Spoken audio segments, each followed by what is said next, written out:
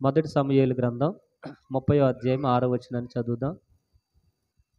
సమూయేలు మొదటి గ్రంథం 30వ అధ్యాయం 6వ వచనం నుంచి చదువుదాం. దావీదు మిక్కిలి దుఃఖపడెను, మరియు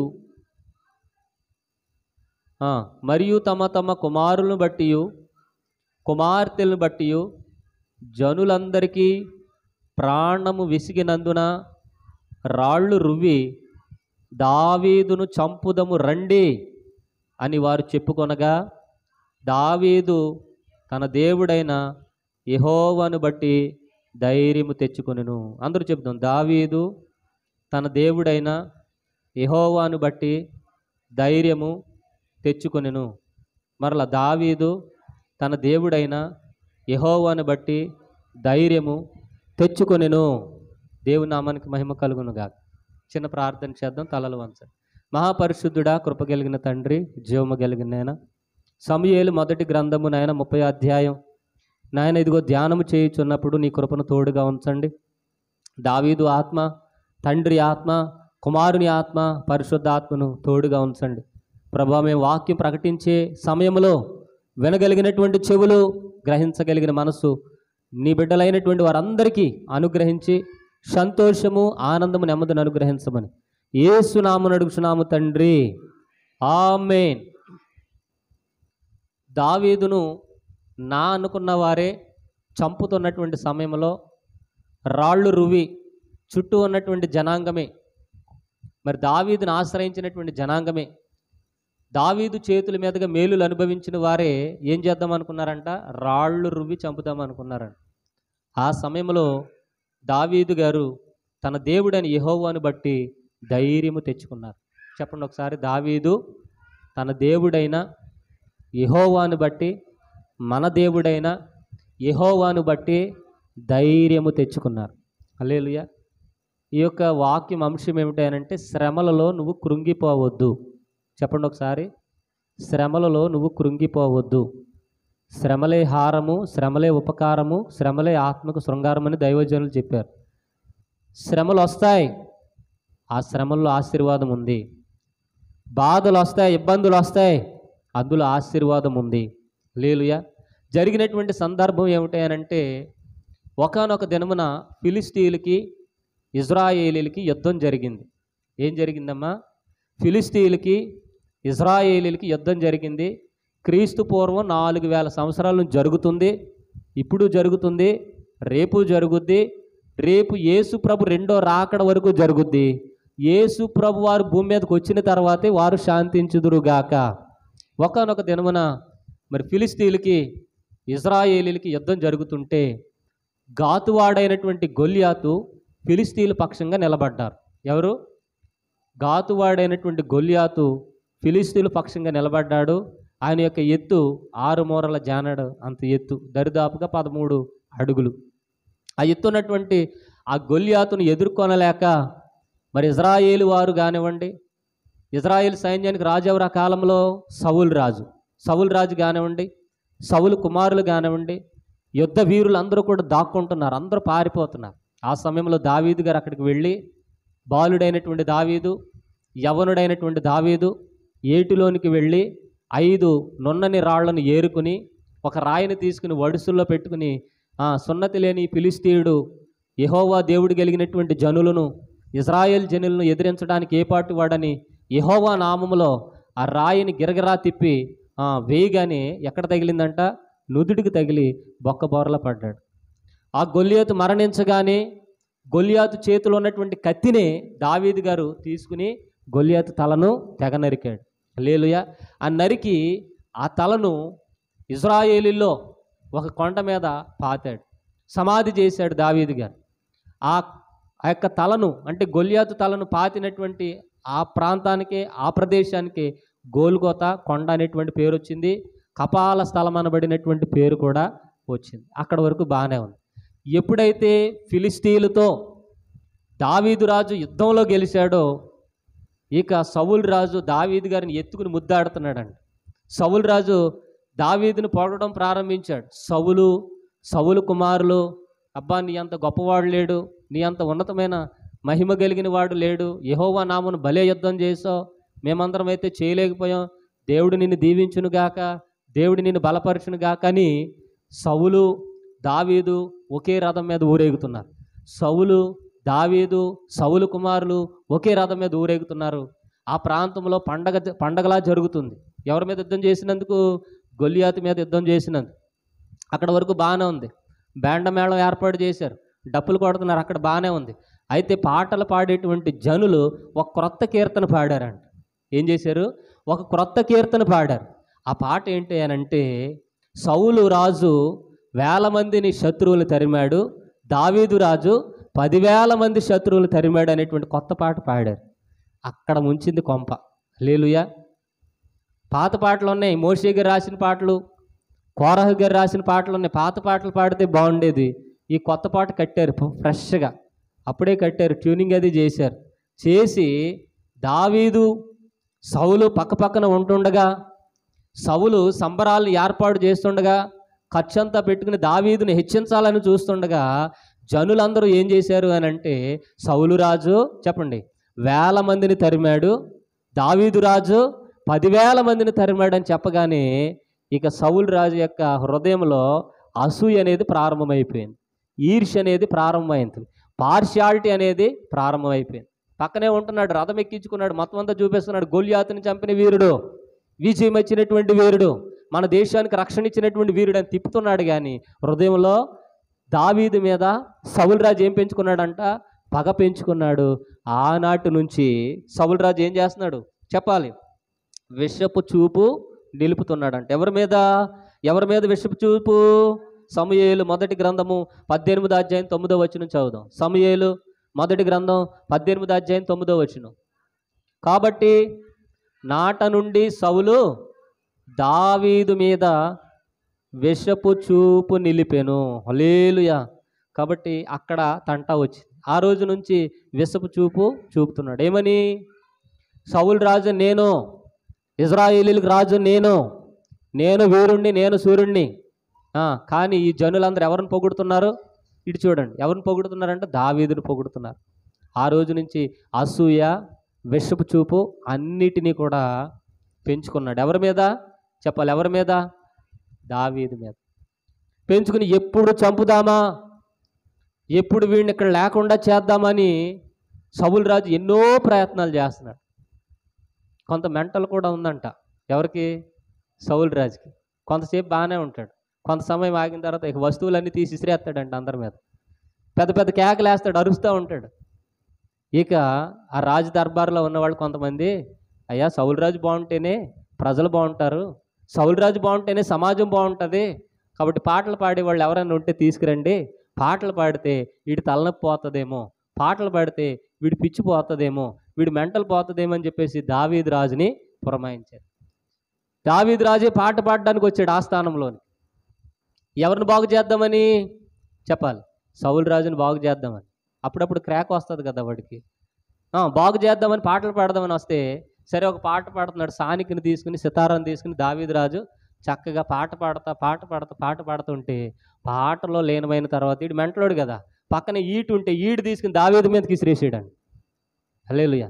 వెంటనే ఈయన మేలుకొని దావీదు వెంటనే పక్కకు తిప్పుకుంటే ఆ వీటి వెళ్ళి ఎక్కడో వెళ్ళి పడింది. అమ్మో వీడితో చాలా డేంజరు, పిచ్చోడి చేతిలో రాయి ఉంటే ప్రమాదం అంట. పిచ్చోడి చేతిలో రాయి ఉంటే ఏ టైంకి ఎవరిని కొడతాడో తెలియదు, తల మీద కొడతాడో కన్ను పోగొడతాడో తెలియదు, అందుకని ప్రమాదం అని అక్కడి నుంచి పారిపోయాడు. ఎవరు పారిపోయారు? దావీదు రాజు పారిపోయాడు. పారిపోతే నేను రాను, ఆ సౌలు రాజు దగ్గరికి రాను అని చెప్పేసి అలిగి కూర్చున్నాడు. లేదయ్యా, అతనికి ఒక్కొక్కసారి అలాగ వస్తూ ఉంటుంది, అది పోవాలనే కదా నీతో పాటలు పాడేస్తున్నావు, అది తగ్గాలనే కదా, వ్యాధి తగ్గాలనే కదా, ఆడికి దెయ్యం పట్టింది, ఆడికి పిచ్చి పట్టింది, ఆడికి సాతానేలు దూరుతుంది, అది పోవాలనే కదా నీతో పాటలు పాడేస్తున్నావు, ఇంకో పాట బాబు, ఆడికి ఆ వ్యాధి తగ్గించు బాబు అని చెప్పేసి దావీదుని మరలా బతిమలాడితే మరలా వచ్చి ఇంకో పాట పాడుతున్నాడంట. యెహోవా నీ నామము ఎంతో బలమైనది అని పాట పాడుతూ ఉంటే పాటలో లీనమవగానే మళ్ళీ వీడు మెంటలోడు కదా, మళ్ళీ వీడు తీసుకొచ్చి తల మీదకి ఇసిరేసాడండి. హల్లెలూయా. ఎవరి మీద? దావీదు రాజు మీద. ఇక లీనమై లేచి చూసేసరికి ఈట వచ్చేస్తుందండి మీదకి. ఇక కొద్ది నిమిషాల్లో తల పగిలిపోయి తప్పించుకుంటే త్రుటిలో తప్పిపోయి ఆ గోడకు తగిలేసి గోడకు గుచ్చిపోయింది. ఇక అర్థమైపోయింది ఈ సౌలు రాజు నన్ను బ్రతకనీయుడు, వీడి మీద దురాత్మ ఉన్నది, వీడు నన్ను ఎప్పటికైనా మట్టి కరిపిస్తాడు, వీడికి దూరంగా ఉండడం మంచిది, ఈ ఊరిలో నేను ఉండను, ఈ పట్టణంలో నేను ఉండను అని ఎక్కడికో అడవిలోకి వెళ్ళిపోయి దాక్కున్నాడు. అడవిలోకి వెళ్ళి దాక్కుంటే ఈ జనాభా ఉన్నారుగా, బ్యాండ్ మేళం ఆ ఊరి జనాంగం కొత్త పాట పాడారు కదా. ఏం పాట చెప్పండి ఒకసారి. సౌలు రాజు 1000 మందిని తరిమాడు, దావీదు రాజు 10,000 మందిని తరిమాడని అక్కడికి వెళ్ళి ఎవరి దగ్గరికి, దావీదు రాజుకి, అడవిలో ఉన్న దావీదు రాజు దగ్గరికి వెళ్ళి, ఇబ్బందులు పడుతున్న దావీదు రాజు దగ్గరికి వెళ్ళి, ఒంటరిగా ఉన్న దావీదు రాజుకి వెళ్ళి అంటున్నారు, అయ్యా సౌలు రాజు నిన్ను ఎంత పని చేశాడు, సౌలు రాజు మంచోడు కాదు, నువ్వు ఆ గొల్యాతుని చంపావని ఈర్ష్య పెట్టుకున్నాడు, కాబట్టి నిన్ను ఎప్పుడోకప్పుడు చంపుతాడు. ఎవరు? సౌలు రాజు ఏదో రోజు నిన్ను చంపుతాడు.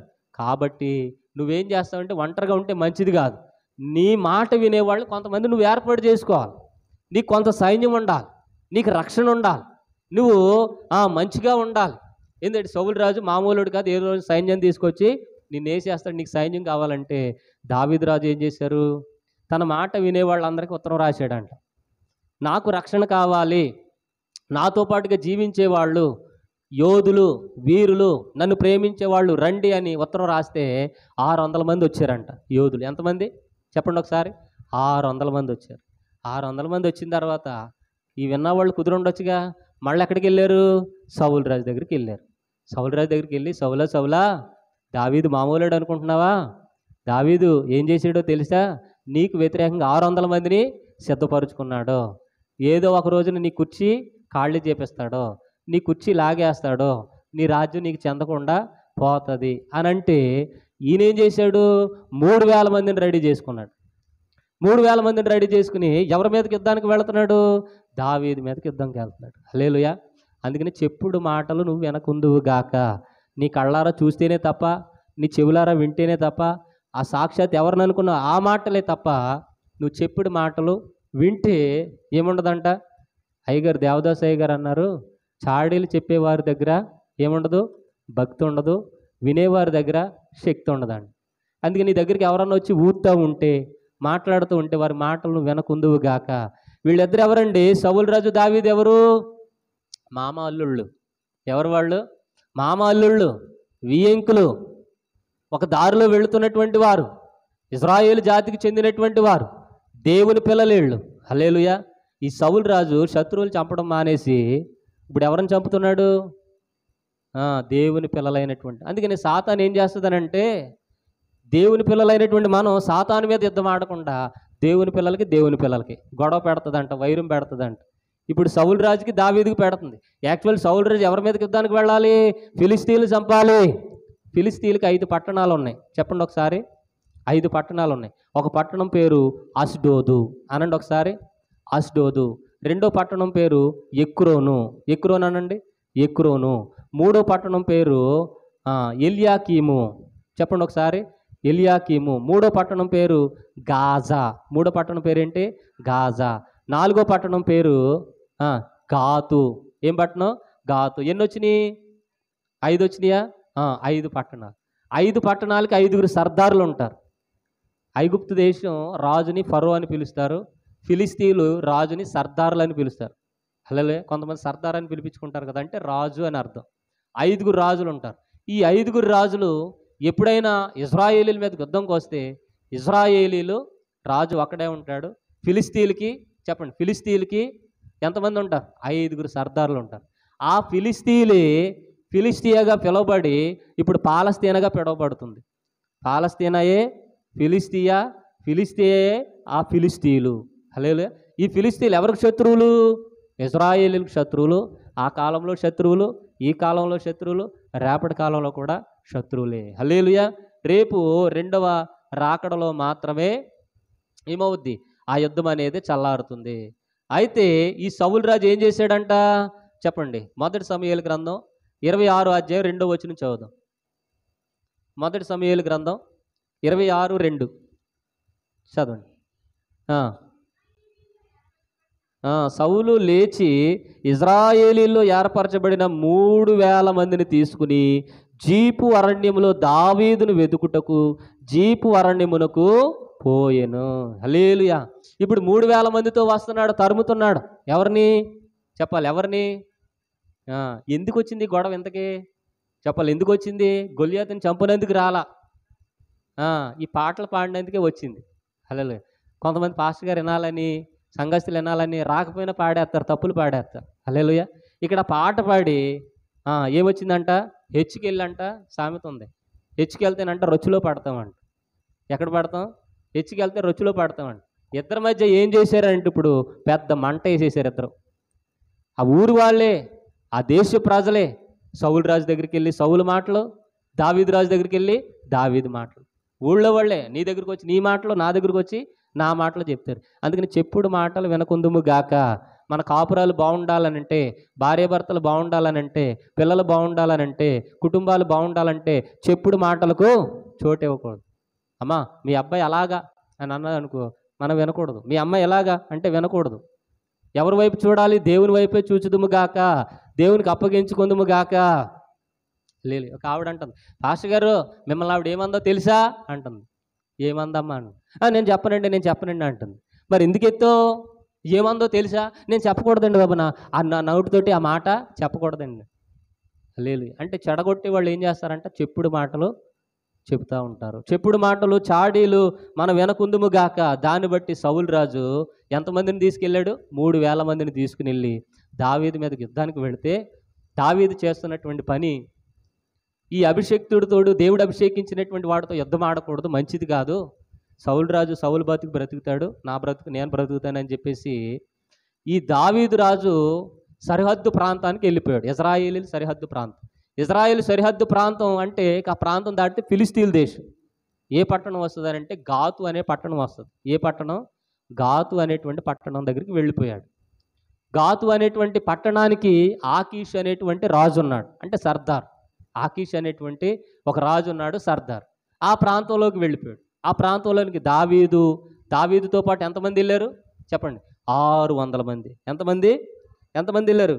600 మంది వెళ్ళారు. 600 మంది వెళితే ఆకీష్ రాజు చేర్చుకున్నాడు, గాతు రాజు చేర్చుకున్నాడు. అయ్యా నువ్వు దావీదువి, నువ్వు వీరుడివి, శూరుడి, బలాఢ్యుడివి, నువ్వు మా దగ్గర ఉంటే మాకు ఎంతో మంచిదే, నువ్వేమీ ప్రాబ్లం చేయవు కదా, చెడ్డవాడువేమీ కాదు కదా, మా ఇంట్లో ఉండు, మా దేశంలో ఉండు అని చెప్పేసి సిక్లాగు అనేటువంటి ప్రాంతాన్ని ఇచ్చారు. ఏ ప్రాంతం? సిక్లాగు అనేటువంటి ప్రాంతం. చూద్దాం, మొదటి సమూయేలు గ్రంథం 27వ అధ్యాయము 6వ వచనం చదువుదాం. 27వ అధ్యాయం 6వ వచనం. ఆకీషు సిక్లాగు అను గ్రామమున ఆ దినమున అతనికి ఇచ్చెను.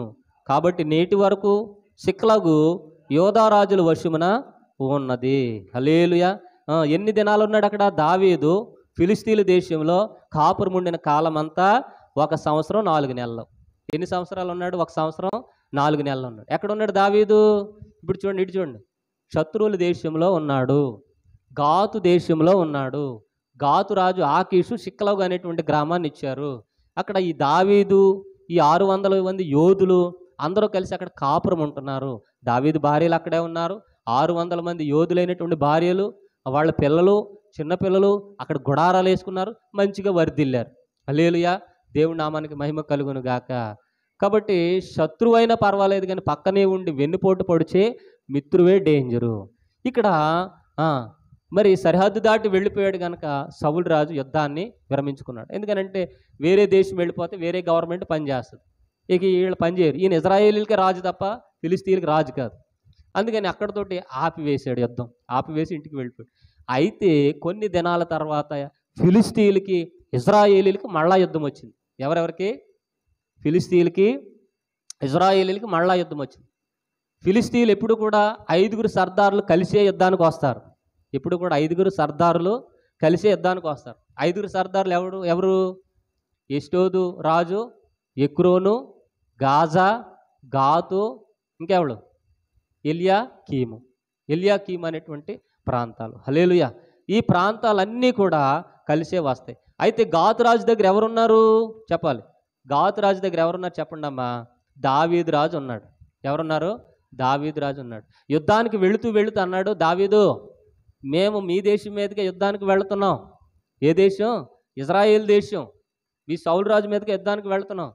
మేము 5 సర్దార్లు వెళుతున్నాం. ఏంటి నీ సంగతి, నువ్వు వస్తావా ఉంటావని అడిగితే అదెంత పని, నువ్వు నాకు నీడనిచ్చో, నువ్వు నాకు దారిని చూపించో, నాకు భోజనం పెట్టో, నాకు ఒక ఊరిని రాసిచ్చో, నీ శత్రువు అయితే నాకు కూడా శత్రువే, పదా వెళదామని చెప్పేసి ఫిలిస్తీన్తో కలిశాడు. ఎవరు? దావీదు రాజు ఫిలిస్తీన్తో కలిశాడు. కొంత దూరం వెళ్ళిన తర్వాత ఈ గాతు రాజుతో పాటు మిగతా నలుగురు సర్దారులు కూడా కలుస్తారు కదా, వాళ్ళు వచ్చి అంటున్నారు, అయ్యా నువ్వు తీసుకురాక ఎవరిని తీసుకొస్తున్నావు? వీడు దావీదు రాజు, వీడెవడో తెలుసా? వీడు ఇశ్రాయేలీయుడు, ఎంత చెప్పినా ఎంత మేలు చేసినా వాళ్ళ దేవుడికే సపోర్ట్ చేస్తాడు, వాళ్ళ దేశానికే సపోర్ట్ చేస్తాడు. ఆ యుద్ధ రంగంలోకి వెళ్ళిన తర్వాత మనకే వెనక తిరిగి వెన్నుపోటు పొడుస్తాడు. దావీదు వద్దు, దావీదు సైన్యం కూడా వద్దు, మనమే యుద్ధానికి వెళదామని చెప్పేసి మిగతా నలుగురు సర్దారులు అంటే సరే అని చెప్పేసి దావీదుని వెనక పంపించారంట. దావీదు సైన్యాన్ని. అయ్యో గాతు రాజు ఆకీష్కు సహాయం చేయడానికి దావీదుతో పట్టినటువంటి 600 మంది యుద్ధానికి రెడీ అయిపోయారండి. భార్యలకు చెప్పారు, పిల్లలకి చెప్పారు, మేము యుద్ధంలోకి వెళుతున్నామని. ఆహారం తీసుకొచ్చారు, యుద్ధ సన్నద్ధులు అయిపోయారు. వెనక్కి వద్దంటే అవమానకరంగా ఫీల్ అయ్యాడంట. ఎలా ఫీల్ అయ్యాడు ఆయన? దావీదు రాజు 600 మంది యోధులు కూడా అవమానకరంగా ఫీల్ అయ్యాడు. ఫర్ సపోజు నేనే హైదరాబాద్ వెళ్తున్నానని చెప్పాను అనుకోండి, రే హైదరాబాద్ వెళ్తున్నాను, నిన్ను కూడా తీసుకెళ్తున్నానని చెప్పేసి ఒకళ్ళు నాతో పాటు తీసుకెళ్తాను, నువ్వు కూడా నాతో పాటు హైదరాబాద్ వచ్చి అని చెప్పాం.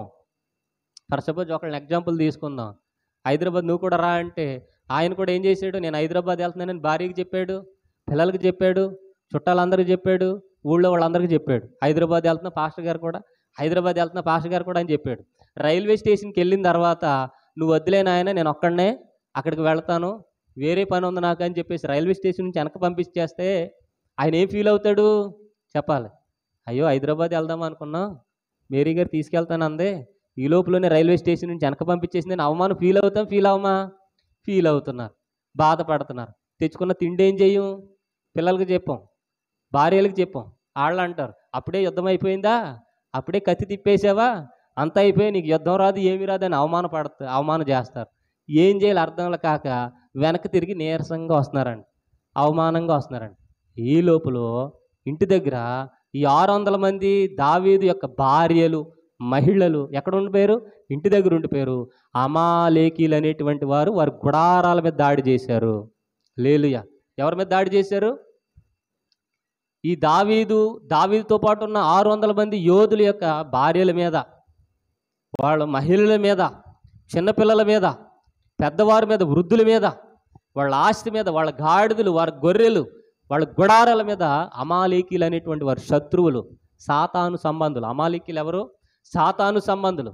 అంటే మగవాళ్ళు ఇంటిలో లేనటువంటి సమయంలో దాడి చేసేవాళ్ళు సాతాను సంబంధులు. ఎవరిని మృంగుదురా అని గర్జించు సింహం వలె తిరుగుతున్నదంట. హల్లెలూయా. అపవాది. కాబట్టి ఆ సమయంలో మరలా వెనక్కి వచ్చేసరికి ఆ గ్రామం అంతా బూడిదైపోయి ఉంది, ఆ గ్రామం అంతా తగలబడిపోయి ఉంది. వెండి లేదు, బంగారం లేదు, చిన్నపిల్లలు లేరు, పెద్దవారు లేరు, ఆడపిల్లలు లేరు, వాళ్ళ భార్యలు లేరు. వాళ్ళందరూ 600 మంది ఏడుస్తున్నారు. అయ్యో ఈ బాధ ఏంటి, ఈ వేదన ఏంటి? నువ్వు దేవునితో అభిషేకించబడిన వాడువని నీకు సపోర్ట్ ఇవ్వడానికి నీ దగ్గరకు వచ్చి నిన్ను బలపరచడానికి వస్తే మా భార్యలు పోగొట్టుకున్నాం, మా పిల్లలు పోగొట్టుకున్నాం, మాకున్నటువంటి సమస్తాన్ని పోగొట్టుకున్నామని ఇప్పుడు వీళ్ళందరూ ఏం చేస్తున్నారంట? దావీదు మీద రాళ్ళు దావీదుని చంపాలని ప్రయత్నం చేస్తున్నారు. హల్లెలూయా. మరి దావీదు పరిస్థితి ఎలాగుంటుంది? అక్కడ ఒంటరివాడు అయిపోయాడు. ఒకవైపున సౌలు రాజు తరుముతున్నాడు, ఇంకో వైపున ఫిలిస్తీన్లు వద్దన్నారు. ఫిలిస్తీన్లు కూడా శత్రువులుగా మారారు. ఇప్పుడు దగ్గరుండి రక్షణ ఇవ్వవలసినటువంటి వారే, దగ్గరుండి ప్రేమించవలసినటువంటి వారే, దగ్గరుండి ఆదరణ ఇస్తానన్నటువంటి వాళ్ళు ఆ సమయంలో ఏం చేస్తున్నారు చెప్పాలి? రాళ్ళు రువి. అదే 30 అధ్యాయం 6 వచనం, 30 అధ్యాయం మొదటి నుంచి చదివితే మనకు అర్థమైపోతుంది. చదువుదాం ఒకసారి. దావీదును అతని జనులను 3వ దినమందు అంతలో అమాలేకీలు దండెత్తి దక్షిణ దేశం మీదను సిక్లగు మీదను పడి కొట్టి దాన్ని తగలబెట్టి గనులేమి అల్పులేమి అందులోనున్న ఆడవారందరినీ చెరపట్టుకొని చంపక వారిని తీసుకుని వెళ్ళిపోయిండు. దావీదును అతని జనులను పట్టణమునకు వచ్చి అది కాల్చబడి ఉంటేయు తన భార్యలు, కుమారులు, కుమార్తెలు చెరలోనికి కొనుపోబడి ఉండేట్టు చూచి ఇక ఏడ్చుటకు శక్తి సరిపోలేదండి దావీదుకి. మామూలుగా ఏడవల, మామూలు కష్టాలు కాదు. చిన్నప్పుడు తల్లిదండ్రులు దూరం, అన్నదమ్ముల దగ్గరికి రానివ్వల, రాజుకి మేలు చేద్దామని వస్తే గొల్లియాతుని చంపితే గొల్లియాతు చంపడం ద్వారా ఆయనకి ఏం ఘనకార్యాలు ఏమీ జరగల, అవమానం జరిగింది. సౌలు రాజు వ్యతిరేకించాడు. సౌలు రాజు తరిమితే వేరే దేశంలో అన్యుడిగా ఉండిపోయాడు, దిక్కులేనటువంటి స్థితిలో ఉన్నాడు. ఇంటి మీద ఉన్నటువంటి ఒంటరి పక్షి వలె, మరి వేటగాని ఆ చేతులను తప్పించుకున్న లేడి పిల్లవలే ఎంతగానో ఏడుస్తున్నాడంట. ఏడవడానికి శక్తి లేదంట. తనకు సహాయం చేద్దామని 600 మంది యోధులు వస్తే 600 మంది భార్యలు కూడా ఎవరు ఎత్తుకెళ్ళిపోయారు? అమాలేకీలు ఎత్తిపోయారు. ఆ పరిస్థితులు ఏం చేయాలో తెలియక నాన్నవారే పక్కనున్నవారే అప్పుడు ఏం చేస్తున్నారు? రాళ్ళు రువ్వి యెజ్రెయేలు రాలైన అహీనోయిమును, కర్మేలీయుడైన నాబాలు భార్య అయిన అబీగయీల్ అని దావీదు ఇద్దరు భార్యలను చెరలో కొనుపోబడగా చూచి దావీదు మిక్కిలి దుఃఖపడెను. మరియు తమ తమ కుమారులను బట్టి కుమార్తెలను బట్టి జనులందరికీ ప్రాణం విసిగిందండి. దావీదు రాజు దగ్గరికి వస్తే ఏదో జరుగుద్ది, ఏదో ఉద్ధరిస్తాడు, ఏదో మేలు చేస్తాడంటే ఏ మేలు జరగట్లా. పైగా శ్రమ వెంబడి శ్రమ, అపాయం వెంబడి అపాయం అన్నీ కూడా వచ్చి మీద పడుతున్నాయి. ఇప్పుడు జనులందరికీ ఏమొచ్చిందంట? ప్రాణము విసిగింది. హల్లెలూయా. ఒకవేళ నీ ఇంట్లో వాళ్ళే నీకు శత్రువులుగా ఉంటే, నీ గ్రామం వాళ్ళే నీకు శత్రువులుగా ఉంటే, మనం నమ్ముకున్న వాళ్ళే శత్రువులుగా ఉంటే, మనం దేవుని వైపు చూసి ధైర్యం తెచ్చుకుందుము గాక. మన ధైర్యము దేవుడే. మనుషులను ఆశ్రయించుట కంటే యెహోవాను ఆశ్రయించడం మేలు. రాజులను ఆశ్రయించడం కంటే యెహోవాను ఆశ్రయించడం మేలు.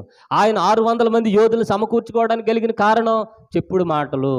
దిక్కులేనటువంటి మరి ఆ పరిస్థితిలోనికి వెళ్ళిపోయాడు. జీపు అరణ్యంలోనికి వెళ్ళిపోయాడు. సౌలు రాజు చేత తరంబడ్డాడు, ఫిలిస్తీన్ల చేత తరంబడ్డాడు. చేసింది మేలే కదా ఆయన చేసింది. మేలు చేసినప్పటికి ఏమొచ్చింది? వెనకాల కీడు వచ్చింది. ఆ కీడు సమయంలో మరి అందరూ రాళ్ళు రువ్వి చంపుదామనుకున్నటువంటి సమయంలో ఎవరిని బట్టి సంతోషించాడు? ఎవరిని బట్టి ధైర్యం వచ్చింది ఆయనకి? యెహోవాను బట్టి. మనము కూడా శ్రమల్లో, మనకు కూడా కష్టాల్లో, మనకు కూడా ఇబ్బందుల్లో భర్తను నమ్మే మోసం చేశాడు, భార్య నమ్మ మోసం చేశారు, పిల్లలు నమ్మ మోసం చేశారు, కుటుంబాన్ని నమ్ముకున్న కుటుంబం వారే వెన్ను పోటు పొడిచారు. కొంతమంది అంటారు నాకు శత్రువులు బయట ఎక్కడో లేరండి, ఇంట్లోనే ఉన్నారంటారు. హల్లెలూయా. ఆ అనుభవం వచ్చిందా మీకు? బయట ఎక్కడో లేరండి, మా ఆయనే మాకు శత్రువు, మా ఆవిడే మాకు శత్రువు, మా పిల్లలే మాకు శత్రువు అని అన్నటువంటి సమయంలో దేవుడే నీకు ఆశ్రయదుర్గముగా ఉండును గాక. దేవుడే నిన్ను బలపరుచును గాక. ఎన్ని కష్టాలు కలిగినను, నన్ను కృంగించే బాధలెన్నో, ఎన్ని కష్టాలు కలిగినను, నన్ను కృంగించే బాధలెన్నో, ఎన్ని నష్టాలు వాటిల్లినా, ప్రియ ప్రభువే నా పరిహారి. ఎన్ని నష్టాలు వాటిల్లినా, ప్రియ ప్రభువే నా పరిహారి. యేసే నా పరిహారి, ప్రియ యేసే నా పరిహారి. నా జీవిత కాలమెల్లా ప్రియ ప్రభువే నా పరిహారి. నా జీవిత కాలమెల్లా ప్రియ ప్రభువే నా పరిహారి. దేవా నీవే నా ఆధారము, నీ ప్రేమకు సాటెవ్వరు. దేవా నీవే నా ఆధారము, నీ ప్రేమకు సాటెవ్వరు. నా జీవిత కాలమంతా నిన్ను పాడి స్తుతించెదను. నా జీవిత కాలమంతా నిన్ను పాడి స్తుతించెదను. యేసే నా పరిహారి, ప్రియ యేసే నా పరిహారి. నా జీవిత కాలమెల్లా ప్రియ ప్రభువే పరిహారి. నన్ను సాతాను వెంబడించిన, నన్ను శత్రువు ఎదురించిన, నన్ను సాతాను వెంబడించిన, నన్ను శత్రువు ఎదురించిన, అపాలు నిందలు నన్ను చుట్టినా, ప్రియ ప్రభువే నా పరిహారి. అపాలు నిందలు నన్ను చుట్టినా, ప్రియ ప్రభువే నా పరిహారి. యేసే నా పరిహారి, ప్రియ యేసే నా పరిహారి.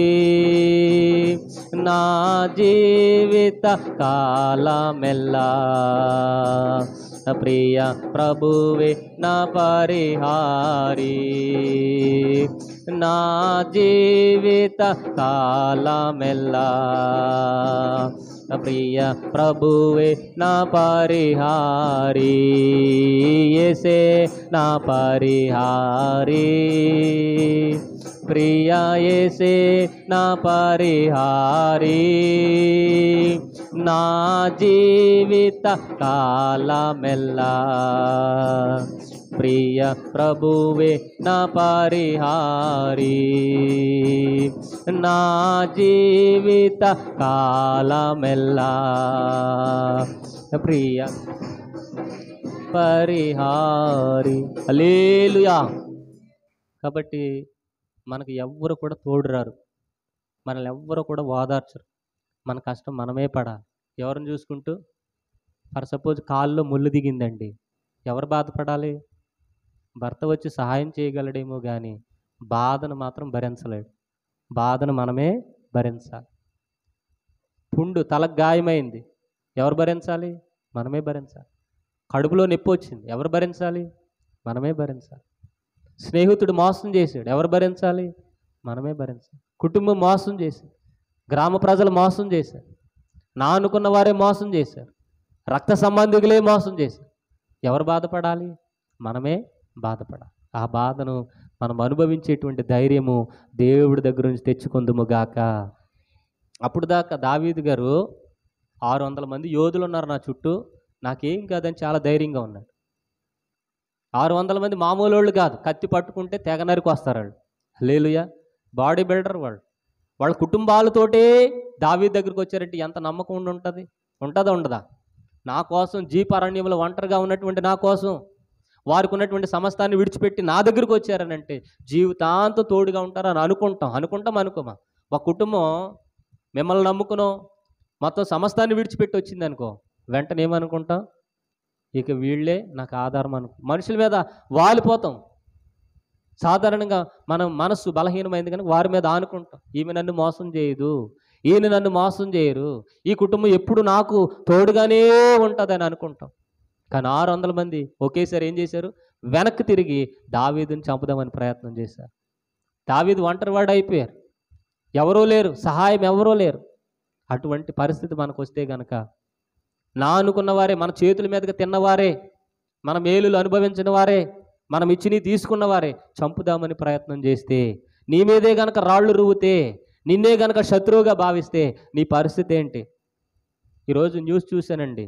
ఆ న్యూస్లో యావత్తు ప్రపంచంలో నేరాలు అనేవి లేవంట, నేరాలు తగ్గినాయి అంట, ఆత్మహత్యలు పెరిగిపోయినాయి అంట. నేరాలు తగ్గినాయి, ఏం పెరిగిపోయినాయి? ఆత్మహత్యలు పెరిగిపోయినాయి. ఆత్మహత్యలు పెరిగిపోవడానికి కలిగిన కారణం అంటే ఎవరినో ఏమీ చేయలేక వారిని వారే గాయపరిచి చచ్చిపోతున్నారు. హల్లెలూయా. కాబట్టి ఆత్మహత్యల జోలికి వెళ్ళకూడదు. ఇక్కడ దావీదు ఆత్మహత్య చేసుకునే సందర్భం, వెనకాల వచ్చిన వారే, దావీదుకి నేనున్నాను అని బలపరిచిన వారే, నీకెందుకు, సౌలు రాజు వస్తే మేము చూసుకుంటాం, నీ కత్తికి మా కత్తి తోడు అని చెప్పిన వాళ్ళే, నీ ఇల్లే మా ఇల్లు అని చెప్పిన వాళ్ళే, నువ్వు కంటి నిన్న నిద్రపో దావీదు, మేము కాపలా ఇస్తామని రక్షణగా ఉండేటువంటి రక్షక భటులే ఇప్పుడు దావీదు మీద ఏం చేశారంట? తిరుగుబాటు చేశారు. తిరుగుబాటు చేసినటువంటి ఆ సందర్భంలో దావీదు రాజు ఎవరిని చూస్తున్నాడు చెప్పండి? యెహోవాను చూసి ధైర్యం తెచ్చుకుంటున్నాడు. గట్టిగా చప్పట్లు కొట్టి దేవుని నామమును మహిమపరుతూ మనం ఎల్లప్పుడూ ఆయననే చూచుదుముగాక. ఆయన చేతులు ఎప్పుడు కూడా వాదార్చేటువంటి చేతులు, ఆయన యొక్క చూపులు ఎప్పుడు కూడా కరుణ కలిగినటువంటి చూపులు. మనుషుల చూపుల్లోనే విషపు చూపులు ఉంటాయి. సౌలు రాజు దావీదు మీద విషపు చూపు నిలిపాడంట. హల్లెలూయా. ఆ విషపు చూపు నిలపడం బట్టి ఆ రోజు దగ్గర నుంచి దావీదుకి నెమ్మదిలేనండి. అన్నదమ్ములకు జున్ను గడ్డలు తీసుకెళ్ళాడు. ఆ రోజున జున్ను గడ్డలు తీసుకువెళ్ళి, అంజూర పాడలు తీసుకుని వెళ్ళి యోగక్షేమాలు కనుక్కుంటాకు వచ్చి అక్కడ సమస్య ఉందంటే సమస్యను పరిష్కరించడానికి వస్తే అదే ఆయనకి పెద్ద ఉరిగా మారిపోయింది. ఉరిగా మారిపోయిందా లేదా? మనం కూడా అంతే. పలానాళ్ళకి మేలు చేద్దామని వెళితే, పలానా ఆయనకి మంచి చేద్దామని వెళితే, పలానా కుటుంబానికి మంచి చేద్దామని వెళితే అదే మనకు ఉరిగా మారిపోతే, అదే మనకు కీడుగా మారిపోతే, అదే మనల్ని వేదనకు గురి చేస్తే ఆ సమయంలో వారి మీద శత్రుత్వం కాదు పెంచుకునేది, దేవుని వైపు చూసి ధైర్యముగా ఉండుదుముగాక. శత్రువుల ఎదుట మరలా దేవుడు భోజనము సిద్ధపరచునుగాక. అందుకని దావీదు భక్తుడు అన్నాడు, యెహోవాయే నా కాపరే, నాకు లేమి కలగదు. శత్రువుల ఎదుట భోజనం సిద్ధపరిచేది ఆయనే. పచ్చిగల చోట్ల ఆయన నన్ను పరుండ చేస్తాడు. శాంతికరమైన జలముల యొద్దకు నన్ను నడిపిస్తాడు. గాఢాంధకారపు లోయలో నేను సంచరించిన ఏ అపాయానికి నేను భయపడను. ఆయన దుడ్డు కర్రయు దండము నన్ను ఆదుకొనును. నన్ను తిన్నని మార్గంలో, సరైనటువంటి మార్గంలో నన్ను నడిపించేది దేవుడు మాత్రమని దేవుడి మీద పూర్తిగా ఆనుకున్నాడండి. పూర్తిగా ఆనుకున్నాడు. అందుకని శత్రువులందరినీ నేలమట్టం చేయించేశాడు. హల్లెలూయా. సరే, ఈ పాఠ్య భాగంలోనికి వచ్చేద్దాం. 600 మంది యోధులు దావీదు మీదకి వ్యతిరేకమైన కార్యాలు చేస్తున్నప్పుడు 600 మంది యోధులు రాళ్లు పెట్టి చంపుదాం అనుకున్నటువంటి సమయంలో ఒకవైపు ఈయన భార్యలు పోయారు, ఈయన భార్యలు కూడా చెరపట్టుకుపోయారు. వాళ్ళ భార్యల్ని, వాళ్ళ పిల్లల్ని, మహిళల్ని, బంగారాన్ని, ఎడ్లని, గొడ్లని అన్నిటినీ కూడా పట్టుకుపోయారు. ఆ సమయంలో దావీదు గారికి వచ్చినటువంటి ఆలోచన ఏంటో తెలుసా? దావీదు గారికి వచ్చినటువంటి ఉద్దేశం ఏంటో తెలుసా? ఈ యొక్క మధ్యాహ్న కాల సమయంలో మీరు కూడా అదే ఆలోచనతో ఉండుదురుగాక. అక్కడ అబ్యాతారు అనేటువంటి యాజకుడు ఉన్నారంట. ఎవరున్నారు? అబ్యాతారు అనేటువంటి యాజకుడి దగ్గరికి గబగబా పరుగును పెట్టుకుని వెళ్ళి దావీదు అంటున్నాడు, అయ్యా ఇదిగో పరిస్థితి ఎలాగొస్తుందని నేను అనుకోలేదు, పరిస్థితి నా చేయి దాటిపోతుందని అనుకోలేదు. నేను అన్నం పెట్టిన వారే, నన్ను ఆదరిస్తారు అనుకున్న వాళ్ళే, నాకు రక్షణగా ఉండవలసిన వాళ్ళే ఇప్పుడు నన్ను ఏం చేస్తున్నారు? రాళ్ళు పెట్టి రువ్వడానికి, చంపడానికి ప్రయత్నం చేస్తున్నారు. ఎందుకని? అమాలేకులు చేసిన పనికి. అమాలేకీయులు వారికి ఉన్నదంతా దోసుకుని వెళ్ళిపోయారు. నాకు యెహోవా దగ్గర విచారణ చేసి దేవుని ఉద్దేశం ఏమైందో, దేవుని చిత్తం ఏమైందో, దేవుని ప్రణాళిక ఏమైందో నాకు చెప్పవా అంటే వెంటనే ఏఫోదును ధరించుకుని, ఆయన యాజకులైనటువంటి వారు ఏఫోదు వస్త్రాన్ని ధరించుకుంటారు. ఏఫోదు ఊరీము తుమ్మీము ద్వారా దేవుడు మాట్లాడతాడు పాత నిబంధనలో. హల్లెలూయా. ఆ ఏఫోదు వస్త్రం ధరించుకుని దేవుని దగ్గర విచారణ చేసినప్పుడు దేవుడు అంటున్నటువంటి మాట, దావీదు నువ్వేమాత్రం అధైర్యపడకు, ఎవరూ లేరు అని అనుకోకు. ఇదిగో వాళ్ళ యొక్క భార్యలను, నీ భార్యలను, పిల్లలను, వెండి బంగారాలను, గుడారాలను తగలబెట్టి వెళ్ళిపోయినటువంటి అమాలేకీయులు ఎంతో దూరం వెళ్ళలేదు, కొద్ది దూరంలోనే ఉన్నారు అని దర్శనమిచ్చి మాట్లాడాడు దైవజనుడికి. గట్టిగా చప్పట్లు కొట్టి దేవుని నామమును మహిమపరుతూ, కొద్ది దూరంలోనే ఉన్నారు, వెళ్ళి నీ భార్యలను, వాళ్ళ భార్యలను, వాళ్ళ పిల్లలను, నీ పిల్లలను సమస్తాన్ని తెచ్చుకో అని చెప్పేసి దేవుడు వెంటనే తెలియపరిచాడు. హల్లెలూయా. వెంటనే దావీదుకి రెట్టింపు ఆశీర్వాదం, రెట్టింపు దీవెన, రెట్టింపు శక్తి వచ్చినట్లుగా ఆయన 600 మందికి చెప్పాడు, అయ్యా యోధులారా మీరేం భయపడక్కర్లేదు, మీ భార్యలు మా భార్యలు క్షేమంగానే ఉన్నారు, మీ పిల్లలు మా పిల్లలు క్షేమంగానే ఉన్నారు. కాబట్టి మనము కొంత దూరంలో ఉన్నటువంటి అమాలేకీయుల్ని ఎదుర్కొని వారితో యుద్ధం చేసి మన వారిని మనం తెచ్చుకుందాం రండి అని అంటే, ఎప్పుడు కూడా సహాయం చేసేవాళ్ళు ఉండరు కదా. 600 మందిలో 200 మంది అంటున్నారు, నాకు ఇప్పటికే కాళ్ళు నొప్పులు వచ్చినాయి పాస్టర్ గారు, నేను ఇక రాలేను అక్కడికి అంటున్నారు. కొంతమంది ఏమో షుగర్ ఎక్కువైపోయింది పాస్టర్ గారు, బీపీ ఎక్కువైపోయింది, ట్యాబ్లెట్ వేసుకోందే, కొంచెం మొదట తిందే, ఒక కునికి వెయ్యిందే, నాకు పని చేయదని చెప్పేసి 200 మంది వెనక్కి వచ్చేసారండి. హల్లెలూయా. 200 మంది ఏం చేశారు? దావీదుని వెనక్కి లాగుతున్నారు. పోతే పోయినోళ్ళు పోతే పోయారు, నేను మాత్రం ఆ వాగు దాటలేను, ఆ కొండలు ఎక్కలేను, ఆ గుట్టలు దాటలేను, నన్ను వదిలేండి దావీదు గారు అని చెప్పేసి 200 మంది వెనక్కి వచ్చేసారు. 200 మంది వెనక్కి వచ్చేసారని, 200 మంది ఆగిపోయారని చేయవలసిన యుద్ధం చేయకుండా మానేస్తామా? తెచ్చుకోవలసినటువంటి ఆశీర్వాదం తెచ్చుకోకుండా మానేస్తామా? మనకు ఎవరు సహకరించినా, ఎవరు సహకరించకపోయినా దేవుడిని చూసి ముందుకు వెళ్ళిపోదుము గాక. ఎవరు బలపరిచినా, ఎవరు బలపరచకపోయినా దేవునికే స్తోత్రం అని చెప్పుకుని వెళ్ళిపోదుము గాక. ఆ 200 మంది వెనక్కి లాగేశారు. సరేలే అయ్యా మీరు ఎక్కడే ఉండండి, మీరు ఎక్కడికి రావద్దులే, మీకు బదులుగా కూడా నేనే యుద్ధం చేస్తానని 600 మందిలో 200 మంది తీసేస్తే ఇంకెంతమంది ఉంటారు? లెక్కలు బాగా వచ్చినాయి. 400 మంది. హల్లెలూయా. 10th పాస్ అయినట్టున్నారు అందరం. కాబట్టి 400 మందిని కూడా ఎక్కడ తీసుకుని వెళ్ళాడు? అమాలేకీల మీదకి యుద్ధానికి తీసుకుని వెళ్ళాడు. అమాలేకీల మీద యుద్ధానికి తీసుకుని వెళితే కొంత దూరం వెళ్ళిన తర్వాత అమాలేకీలు ఇక పార్టీ చేసుకుంటున్నారంట. హల్లెలూయా. వెళ్ళేదేదో తిన్నగా ఇంటికి వెళ్ళిపోవచ్చు కదా. కొంత దూరం వెళ్ళి మేము ఇశ్రాయేలీలు యోధారాజు వంశస్థులందరినీ గెలిచామని పార్టీ చేసుకుంటున్నారంట. వాళ్ళు పార్టీలో ఉండగా, వాళ్ళు వేడుకల్లో ఉండగా వెంటనే దమ్ముగా ఈ 400 మంది దావీదు అమాలేకీల మీద పడిపోయి ఇక కత్తి చేత సమస్తాన్ని హతమార్చేసాడంట. హల్లెలూయా. గట్టిగా చప్పట్లు కొట్టి దేవుని నామాన్ని మహింపరుద్దాం. కాబట్టి హతమార్చేసి ఒంటరిగా తిరిగి రావట్లా. వాళ్ళ భార్యలతోటి, వారి పిల్లలతోటి, వారికి ఉన్నటువంటి సమస్తంతో, అంత మాత్రమే కాకుండా వారికున్న గొర్రెలు, వారికున్న మేకలు, గొడ్లు సమస్తాన్ని రెట్టింపు ఆశీర్వాదాన్ని వెనక్కి తెచ్చుకుంటున్నాడు. గట్టిగా చప్పట్లు కొట్టి దేవుని నామాన్ని మహింపరుద్దాం. ఆ వెనక్కి తీసుకొచ్చినటువంటి దోపుడు సొమ్ము, ఆ వెండి బంగారాలు, వారికి ఉన్నటువంటి సమస్త అంటే అమాలేకుల దగ్గర ఉన్న సమస్తాన్ని దోచుకున్నారు. దోచుకుని 600 వాటాలు వేశారు. హల్లెలూయా. 600 వాటాలు వేస్తే 400 మంది అంటున్నారు, అదేంటి వీళ్ళు యుద్ధానికి రాలేదు కదా, వీళ్ళు బీపీ షుగర్ కాళ్ళు నొప్పులు అన్నారు కదా, మేము పరిగెట్టలేము, గుర్రాన్ని నడపలేము అన్నారు కదా, వీళ్ళకి ఎందుకు వాట అని అంటే దావీదు అంటున్నాడు, లేదు, న్యాయం అనేది అందరికీ న్యాయమే. యుద్ధంలో ఉన్నవాడికి ఎంత ప్రతిఫలమో ఆయుధాల దగ్గర ఉన్నటువంటి వాడికి కూడా, గృహాల దగ్గర ఉన్నటువంటి వాడికి కూడా అంతే విజయం, అంతే న్యాయం జరగాలని చెప్పేసి 600 వాటా వేసి అందరికీ సమస్తము సమానంగా పనిచేశాడు. హల్లెలూయా. దేవుడి నామానికి మహిమ కలుగును గాక. చూడండి, 1 సమూయేలు గ్రంథం 30:18 ఇలాగున దావీదు తిరిగి తెచ్చుకున్నారు, మామూలుగా తెచ్చుకోలేదు. చదవండి 20 నుంచి చదవండి.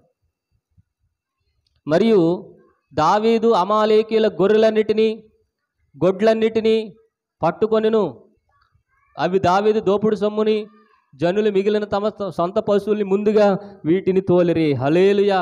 కాబట్టి శత్రువులు ఎదుట భోజనం సిద్ధపరిచే దేవుడు, మీకు శ్రమ ఉందని, ఇబ్బంది ఉందని, మీ ప్రయాణం సాగట్లేదని, అనుకున్న జరగట్లేదని, నాకు వాళ్ళు మేలు చేయలేదు, వీళ్ళు మేలు చేయలేదు, నా జీవితం మధ్యలో ఆగిపోయింది, ఆనందం లేదు, సంతోషం లేదు, వాళ్ళు నమ్ముకున్నాను, వీళ్ళు నమ్ముకున్నాను, ఎవరు నాకు తోడుగా లేదని ఒంటరిగా కూర్చుని దిగులు పడుతున్నావేమో, ఎవరు నాకు సహాయపడట్లేదని వేదన చెందుతున్నావేమో, దేవుడే నీకు సహాయపడును గాక. దైవజనులు నువ్వు చేర్చుకొందువు గాక. దైవజనులకు దగ్గరకు వచ్చి ప్రార్థన చేయించుకొందువు గాక. హల్లెలూయా. దావీదు గారు అబ్యాతారు అనేటువంటి యాజకుడి దగ్గరికి వెళ్ళాడండి. మారిపోయింది. ఒక ఐడియా జీవితాన్ని మార్చేస్తుంది అన్నట్లుగా దైవజనుల నోట్ల నుంచి వచ్చేటువంటి ప్రతి మాట నెరవేరుతుంది. హల్లెలూయా.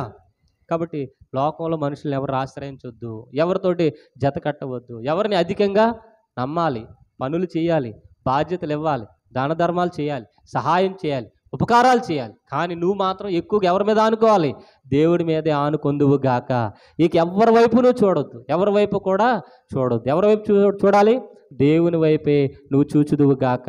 మనుషులను ఆశ్రయించడం కంటే యెహోవాను ఆశ్రయించడం మేలు, రాజులను ఆశ్రయించడం కంటే యెహోవాను ఆశ్రయించడం మేలు. కాబట్టి ఆ శ్రమల్లో, ఆ ఒంటరితనంలో డబుల్ ఆశీర్వాదం ఉంది, నీకు రెట్టింపు ఆశీర్వాదం ఉంది, త్రిబుల్ ఆశీర్వాదం ఉంది. హల్లెలూయా. దేవుడు నిన్ను అట్టి రీతిగా హెచ్చించి గణపరుచునుగాక. ఈ 2023 అయిపోయిన తర్వాత 2024లో రెట్టింపు ఆశీర్వాదంతో నిన్ను ప్రవేశపెట్టునుగాక. ఈ నెలంతా నీకు ఆనందమునిచ్చునుగాక, ఈ నెలంతా నీకు సంతోషమునిచ్చునుగాక, శత్రువులందరినీ హతమార్చునుగాక, నువ్వు కోల్పోయినవన్నీ దేవుడు తిరిగి ఇచ్చునుగాక. బోలో క్రీస్తు మహారాజుకి, పాపుల రక్షకుడు యేసయ్యకు, త్వరలో రాని యేసయ్యకు జై. ప్రార్థన.